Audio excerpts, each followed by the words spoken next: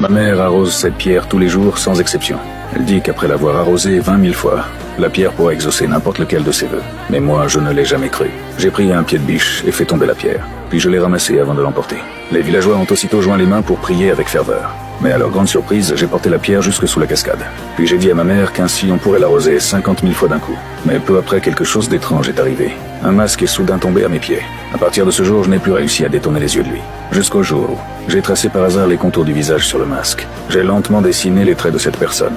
Et sans comprendre pourquoi, mon cœur s'est mis à battre très fort. Alors j'ai couru vers le sommet de la cascade.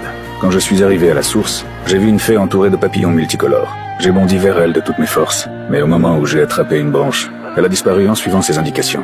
J'ai traversé la cascade en grimpant pendant 3 jours et 3 nuits. Finalement, j'ai fabriqué un arc et une flèche avec des branches. J'ai sauté puis décoché une flèche. L'épée a transpercé un immense arbre, avant de rester coincé tout en haut. J'ai enfin réussi à atteindre le sommet.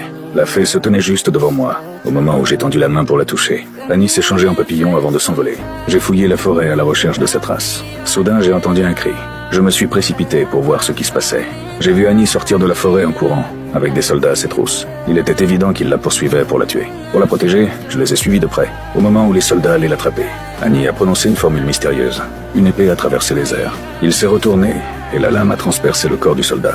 Puis les autres soldats sont tombés les uns après les autres. En réalité, des archers étaient cachés parmi les arbres. Annie a éliminé tous les soldats en contrebas, sans même se tacher de sang. À cet instant, j'étais totalement fasciné par elle. Alors, pour l'attraper, j'ai préparé un piège afin de l'attirer. Et très vite, elle est tombée dedans. Je suis arrivé tout heureux pour voir ça. Mais soudain, une épée s'est appuyée contre mon dos. Elle était passée derrière moi sans que je m'en rende compte, et sa lame a traversé mon corps. Je lui ai dit que j'étais déjà tombé amoureux d'elle. Puis je l'ai serrée très fort dans mes bras. Malheureusement, nous avons dévalé ensemble la montagne enneigée.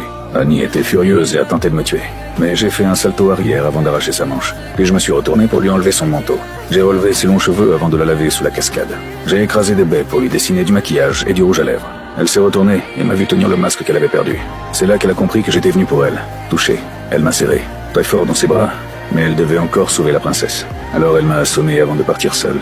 Peu de temps après son départ, un accident est survenu. Un soldat lui a lancé un filet de pêche dessus. Elle l'a capturée vivante au moment où il voulait lui faire du mal. Je suis arrivé juste à temps pendant que les soldats s'approchaient. J'ai poussé un énorme rocher, ce qui a stoppé les poursuivants. Mais contre toute attente, le choc a déclenché une avalanche. J'ai vite attrapé de l'écorce d'arbre avant de glisser sur la pente avec Annie, au moment où la neige allait nous ensevelir vivants. Une falaise est apparue devant nous.